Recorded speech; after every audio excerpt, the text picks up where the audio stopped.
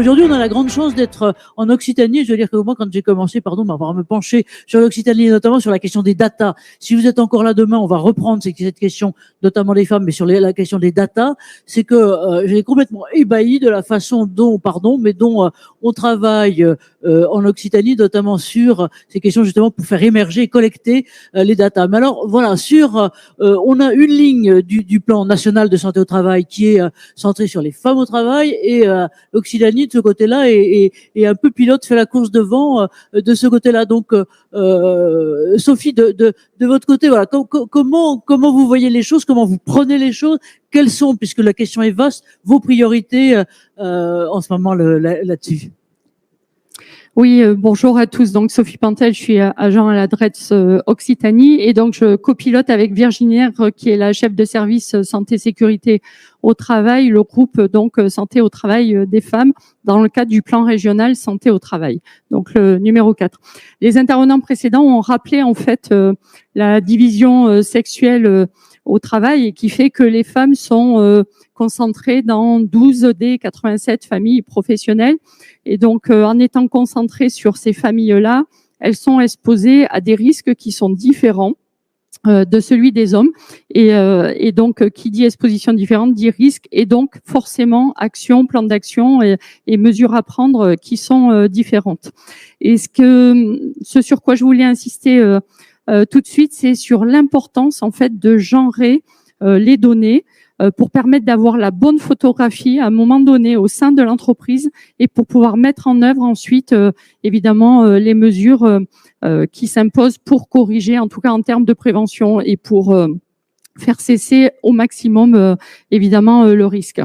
Et donc simplement une illustration. Alors je l'avais pas donné avant. Ce sont des chiffres que j'ai pris à l'ARACT. Donc, c'est l'évolution des accidents de travail selon le sexe entre 2001 et 2019. Et quand vous regardez ces chiffres, je vous montre le petit graphique. L'ensemble, vous voyez qu'il y a une baisse de un peu plus de 11% en fait des accidents de travail. Si je regarde la ligne uniquement des hommes, je m'aperçois que là aussi, il y a une baisse de 27,2%. Donc, si j'avais regardé que l'ensemble, que le chiffre global, j'aurais dit, mais tout va bien, les accidents de travail baissent. Or, si je regarde pour les femmes, j'ai une hausse de 41,6%. D'où l'intérêt, vraiment, de genrer pour avoir la bonne photographie. La question, en fait, de travailler sur santé au travail des femmes, aujourd'hui, c'est du gagnant-gagnant pour l'entreprise. Pourquoi ? Bon, d'abord, c'est un enjeu de justice sociale, d'équité, mais c'est surtout un enjeu d'efficacité parce qu'il permettra d'amener la bonne réponse. C'est aussi, on est dans une mutation du monde du travail avec des problématiques d'attractivité de poste, de recrutement, de RSE pour les entreprises, et donc c'est un vrai sujet à investiguer au-delà des obligations de négociation professionnelles que les uns et les autres peuvent mener au sein de l'entreprise, et c'est un des sujets de négociation. En tout cas, il y a un vrai enjeu de compétitivité pour les entreprises à investir en fait ce sujet. Florence a rappelé la loi 4 août 2014 qui est codifiée dans l'article L 4121-3 du Code du travail, et qui impose aujourd'hui à l'employeur de tenir compte de l'impact différencié de l'exposition au risque en fonction du sexe. Donc nous, en Occitanie, l'État s'est mobilisé donc dans le cadre du plan régional santé au travail, qui est la déclinaison du plan national santé. Et le comité d'orientation des conditions de travail a fait de la santé des femmes un enjeu fort à décliner dans nos différents plans. Sur les 3 premiers plans au niveau de l'Occitanie, en fait, c'était quelque chose qui était intégré de manière transversale, que chaque groupe devait traiter. Or, on s'est aperçu que certains groupes, en fait, ne s'étaient pas forcément approprié le sujet. Et donc, le comité régional d'amélioration des conditions de travail a décidé d'en faire une priorité, de créer un groupe spécifique, mais qui a toujours, comme l'a rappelé le directeur de l'OIT, cette mission de travailler en approche intégrée, donc vraiment de manière transversale, en lien avec ce que l'Union européenne impose, puisque vous savez que l'égalité femmes-hommes, c'est un des 3 piliers de l'Union européenne, et qu'en fait, on nous demande de travailler, c'est ce que les anglophones appellent le mainstreaming, donc l'approche intégrée. Voilà. Donc au niveau du PRST 4, on a travaillé à partir d'un diagnostic, évidemment, avec l'ensemble des partenaires, parce que c'est vraiment une co-construction partenariale où nous avons tous les partenaires institutionnels et services de santé. Et donc au niveau du groupe, on a plusieurs objectifs. D'abord, on a commencé par former en interne le réseau.